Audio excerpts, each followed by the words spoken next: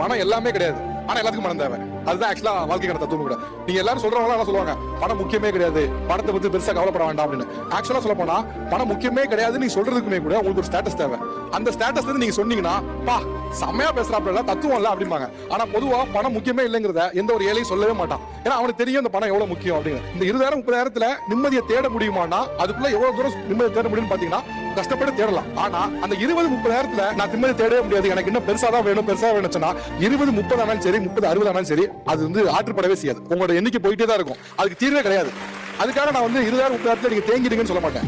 20,000-30,000 சம்பாதிக்கிறோம், அடுத்து நம்ம வருமானத்தை பெருக்குவது எப்படி, இந்த 20,000-30,000 1 லட்ச ரூபாய் சம்பாதிப்பது எப்படிங்க நோக்கம் இருக்கணும். ஆனா அந்த 20,000-30,000 எனக்கு இவ்வளவு கம்ப்ளைண்ட்ஸ் இருக்கு இவ்வளவு பிரச்சனைகள் இருக்குன்னா நம்ம கம்ப்ளைண்ட்ஸ் மட்டும் தான் தெரியும், வேற எதுவுமே தெரியாது. சோ இந்த சைடுல இருக்கவங்க எல்லாம் வந்து நீங்க வாங்குற அதே சேலரி தான் இங்க வாங்குறாங்க. ஆனா இவங்க எப்படி நிம்மதியா இருக்கேன்னு சொல்றாங்கன்னா அதை அவங்க கம்ப்ளைண்ட்ஸா பார்க்கல.